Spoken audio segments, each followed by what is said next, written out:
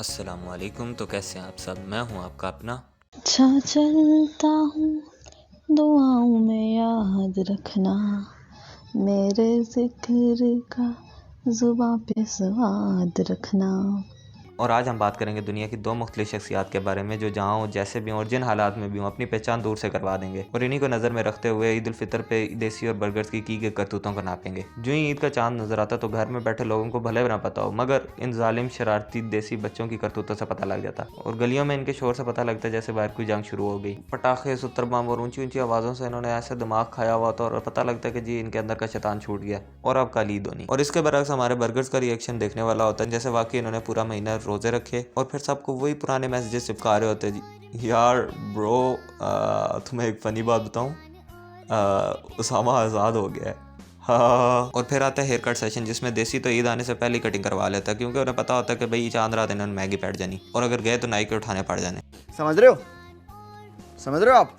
समझ रहे हो? और बर्गर्स के तो ऐसे कुछ ख्यालात होते नहीं, तो वो अपनी औकात से बड़े नाई के पास जाके हाइजेनिक कटिंग करवाते और बालों का वेट लॉस करवाते और पप्पू बच्चा जो बनना उनका नस्बुलैन होता। फिर आता है ईद की नमाज का टाइम, जिसमें देसी पूरा बन ठन के होगा, मगर उनकी पहचान सिर्फ एक तरीके से हो जाती है। ऊपर से पूरा सजे हुए होंगे, मगर घर की सदियों पुरानी चप्पल पहन के आएंगे, क्योंकि अगर नहीं पहन के गए तो चुकी जानी। और दूसरी तरफ बर्गर्स फजर की नमाज पढ़े ना पढ़े, मगर सुबह 6 बजे उठ के सीधा बाथरूम में घुसते और पूरा घंटा लगा के इनका गुस्ल होता।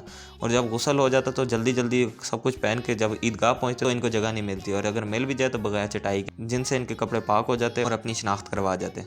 फिर आता है ईद का सबसे स्पेशल पार्ट, जिसका सबको इंतजार होता है और जिसमें ईदी लेने का सेशन शुरू होता, जिसमें देसियों को तो इंतहा की रगड़वानी पड़ती जब तक कि अगले को सही तरह मजा नहीं आता और जब तक उसकी सही करके ले नहीं लेनी। और उसके बाद 10,000 की एक्सपेक्टेशन से शुरू होने वाली ईदी सब चाचा मामा ताया पुप्पी की मिलाकर मुश्किल से 1,000 पर पहुंचती, जिसमें से भी 500 अम्मी के पास रखवा देते और बाकी का रात गई बात गई वाला सीन होता। और दूसरी तरफ बर्गर्स का ईदी लेने का तरीका ही अलग होता और मिलने के बाद इनके तेवर देखने वाले होते और जाके लेते भी मॉम से, जो अपनी पूरी जायदाद उनके नाम लगवा दें, और मांगते बड़े मजे के स्टाइल से, mom kindly give me my Eid gift and it should be transfer to my account. और पिछली बार $100 थी तो इस बार एटलीस्ट डबल तो होना चाहिए उसका।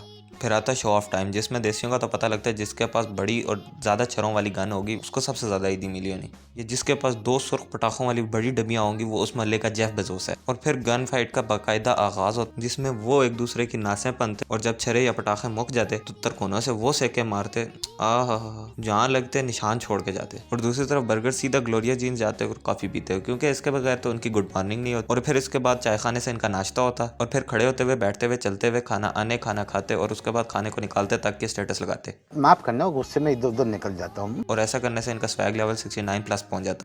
समझ रहे हो? समझ रहे हो आप?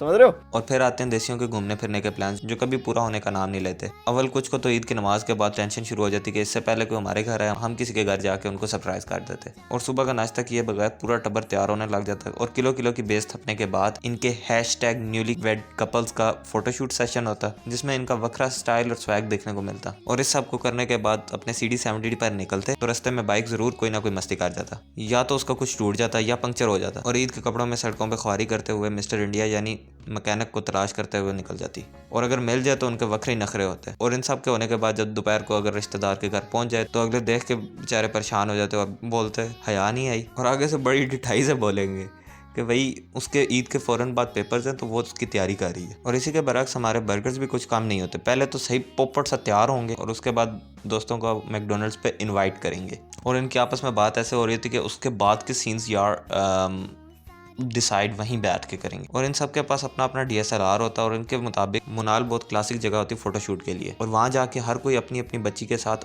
फोटोग्राफर, मॉडल और इमरान हाशमी बना हुआ होता है, और वहाँ पर जाके अपनी खूबसूरती के किस्से और अपने कॉन्फिडेंस लेवल को इस तरह सुनाते। तो खूबसूरती के लिए आपने मुझ जैसा अगर होना है, मुझ जैसा ब्यूटी स्मार्ट बॉय, और इनके फेक इंग्लिश एक्सेंट ने इनको अपनी एक अलग ही दुनिया में लिया होता।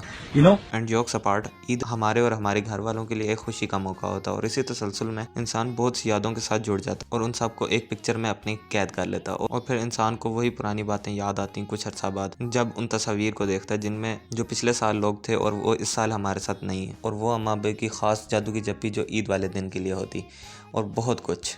तो इसीलिए एक दूसरे से मिलजुल के रहें और इस मौके से भरपूर फ़ायदा उठाएं। तो यार इसी के साथ आज की वीडियो को यहीं पे ख़त्म करते हैं, और जो पार्ट सबसे ज़्यादा पसंद आया let me know in the comment section. I love to read all of them and do like and share the video as much as you can. और यार सब्सक्राइब करना मत भूलना। मैं मिलूंगा आपसे अगली वीडियो में, तब तक के लिए अल्लाह हाफिज़। ओए दीपू, ईद आ गई है, अब तो नहा ले, तेरी बू से नाक के बाल तक जल गए हैं।